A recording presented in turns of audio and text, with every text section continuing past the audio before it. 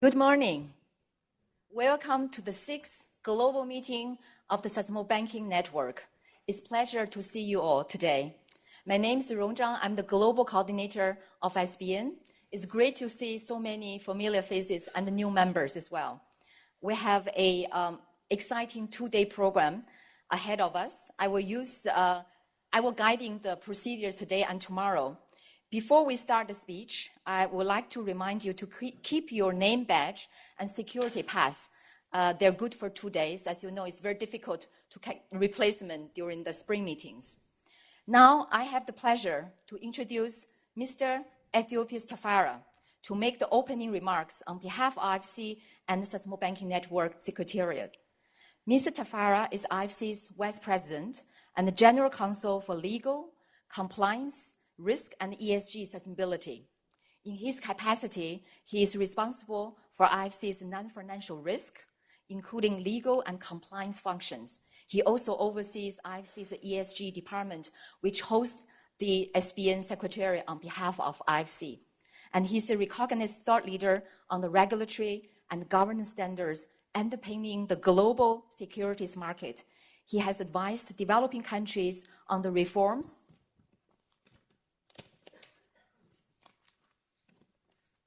needed to grow capital markets and has led in the formulation of standards for regulators, oversight bodies, and the securities markets participants around the world. Please join me welcoming Ethiopius. Thank you, Rong. Colleagues, welcome to Washington for our 6th SBN Global Meeting. It's great to have you here. As you know, the World Bank, IMF spring meetings are also underway. So there's a lot of energy in the air. And I'm looking forward to seeing how the week progresses. And hopefully, we'll all get to enjoy a bit of sunshine as spring has arrived. I first wanted to take this opportunity to acknowledge the growth of SBN over the past 2 years. There are many new faces in the room, so let's extend a warm welcome to our most recent members.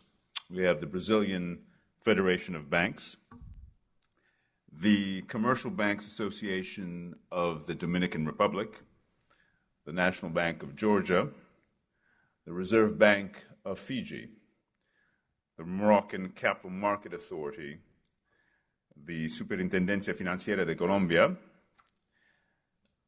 Union Banks of Kyrgyzstan, and the Central Bank of Iraq, joining just last month, represented today by His Excellency Governor Ali Mushin Ismail. And there is more good news to share. 3 SBN members, Georgia, Sri Lanka, and Cambodia, are using our global meeting as an opportunity to launch sustainable finance principles and roadmaps. Let us also extend our congratulations and welcome the heads and deputies of the central banks and banking associations from other countries. In just a few minutes, we will have the opportunity to celebrate these important milestones together. I know I do not have to tell you that we are in a sustainability revolution. If we're going to deliver on the Sustainable Development Goals and the Paris Agreement, the future needs to be considered in the decisions of today. We have seen unprecedented disasters in the past year associated with flooding, devastating storms, droughts, and fires in so many countries. Last year, extreme weather events cost the world economy $160 billion, and only half of those were insured. The good news, in the last decade, the banking sector grew bigger and more profitable than ever before. And the investment opportunities look promising. A few years ago, IFC undertook a bottom-up analysis to assess the market potential for climate-smart investment opportunities in 21 emerging market economies from 2016 to 2030. Our research estimated that key sectors in these countries have an investment opportunity of more than $23 trillion US. Success will be realized, however, when sustainable finance is the norm. You are at the helm of this change, and SBN is a vehicle to get us where we need to be. What stands out to me the most is the ripple effect of this network, both within our membership and beyond. We know firsthand that we can accelerate the sustainable transformation of national financial sectors when we learn from each other. We have many examples of this. Nepal drew from Bangladesh's work and accelerated its sustainable finance reforms despite a devastating earthquake in 2015. Mongolia applied lessons learned from China and Nigeria's experience, and within a rapid 2-year period, Mongolia developed and launched voluntary sustainable finance principles that were adopted by all Mongolian banks. Mongolia then paid it forward by helping Cambodia prepare for launching their principles here today. Beyond the network, one example is our work with the G20 Sustainable Finance Study Group, where IFC and SBN have provided 5 input papers to date with insights from emerging markets. The 2016 G20 communique recognized this value and welcomed the recommendations to scale up SBN as a global learning platform. Your leadership exemplifies the importance of global coordination to address the ESG risks our entire global financial system faces. Let's take stock of how far we've come. At our meeting 2 years ago, we decided that we would focus on the following 3 things: raising member commitments to policy action, deepening the technical work and member coordination, and strengthening measurement to capture market impact and behavior change. The efforts have been outstanding. As of today, 22 SBN member countries have launched national sustainable finance policy frameworks, including roadmaps, policies, guidelines, and voluntary principles. 7 countries have taken the next step by expanding their policy packages to support implementation. And 11 countries have introduced green bond guidelines, with the most recent by Nigeria and Kenya. With respect to member-led coordination and technical guidance, one example of this is the recently launched IDA task force. It was clear through our work that low-income member countries could benefit from a more tailored approach. As such, the task force undertook a diagnostic study to understand the unique challenges and opportunities low-income countries face in sustainable finance. The next step is now turning this research into a toolkit for action, and I would advise you to watch this space. Another technical example is the first ever Green Bond Market Development Toolkit launched this past October. This included a roadmap for developing green bond markets, giving countries a starting journey of what they can expect based on SBN member experiences. On measurement, with thanks to the Measurement Working Group, we now have collective agreement around a measurement framework with 31 indicators. Of course, last year's launch of our first Global Progress Report and associated 10-country progress reports was also an important milestone. And we are just getting started.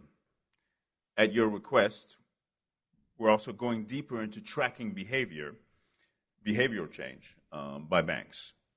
Our forthcoming second progress report will include a survey of banks in 17 countries that have launched policies. The next progress report will also be supported by individual country updates from all 36 members to help capture the full spectrum of achievements and learnings. Policy is only a means to an end. We now need to measure against the commitments we've made and focus on what ultimately matters: sustainable development impact. So looking forward, if you know me, you know I'm always thinking about what's next. Where do we go from here?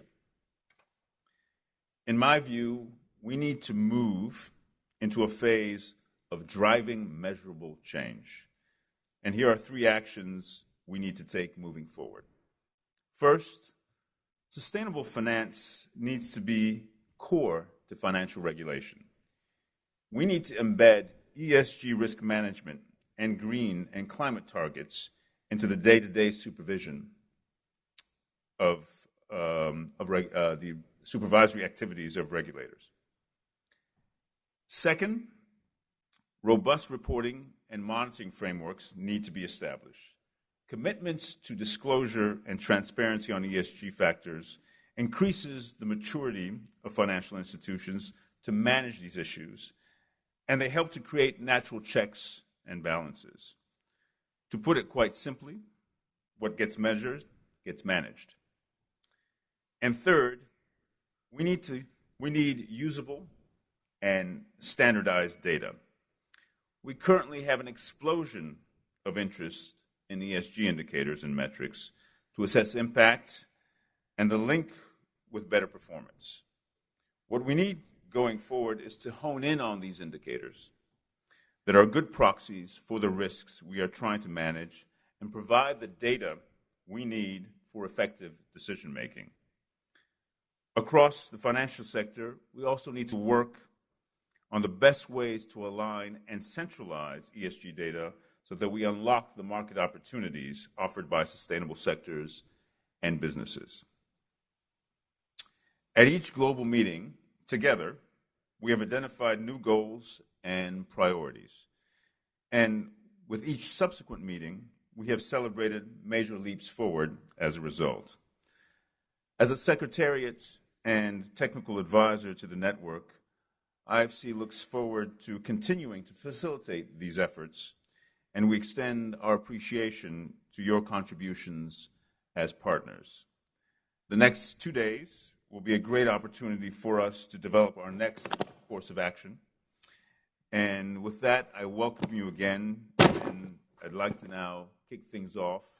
And for that, I will turn it over to Rong. Thank you, Ethiopians. Could you please stay on the stage? And now we will really take a moment for celebration and appreciation. And as he said, the 3 countries launching policy using the global platform. So we're very, very honored. I would like to invite them to on the stage. We take a photo and also hear them just a very quick remarks. Dr. Veerasimha, the Senior Deputy Governor, Central Bank of Sri Lanka.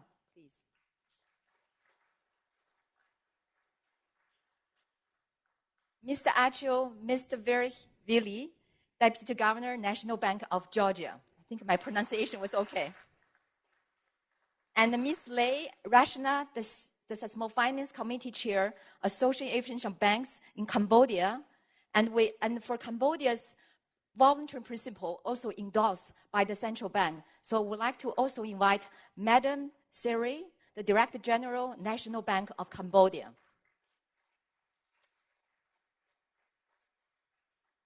I also would like to invite the respected IFC country managers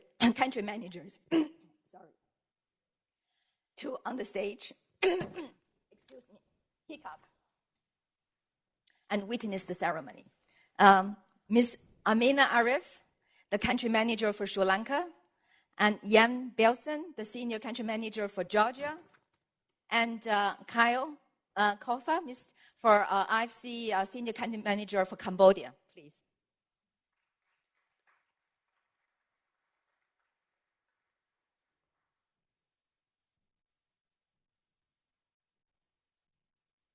I hope our photographer is right there. It's great. I know.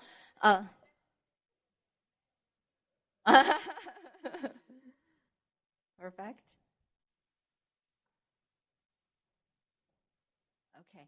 Yeah, our photograph ready. I know Cambodia and Sri Lanka and Georgia are waiting for the photos to have the formal launch today. So very honored. So I will start with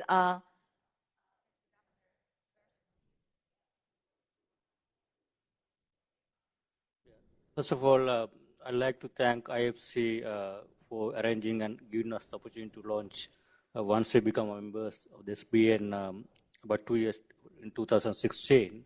From that point onwards, we have a lot of support from the IFC, and also I have to mention here the financial support we got from UNDP.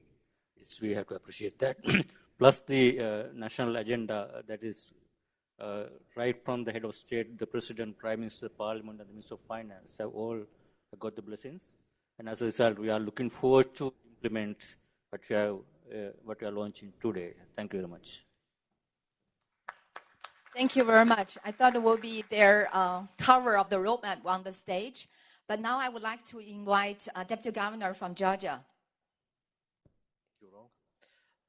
Today we are launching Sustainable Finance Roadmap, and we are using this occasion to highlight the importance of our cooperation with IFC. So this document was prepared with very close cooperation with Sustainable Banking Network, which made possible for Georgia to launch this journey towards sustainable finance, a sustainable economy in general.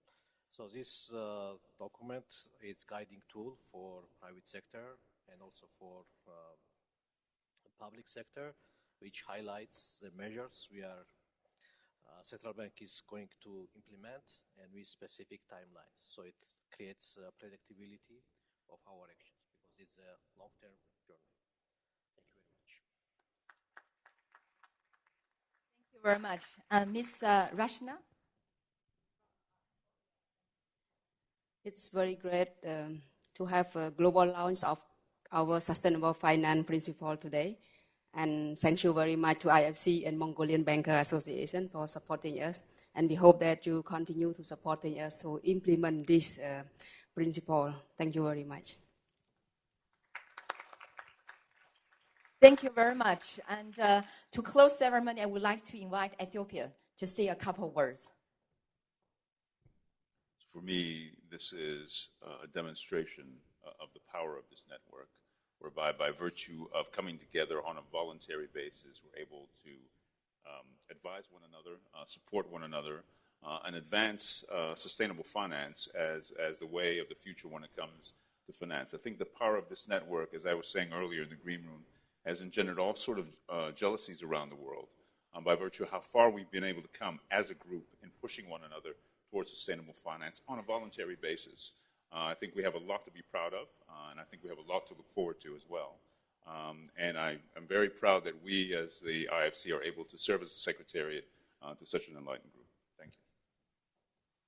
Thank you, Ethiopians. Let's give another applause to all our members launching policy, but also I know there are many other members launching policy and take actions. So a big applause for all of us.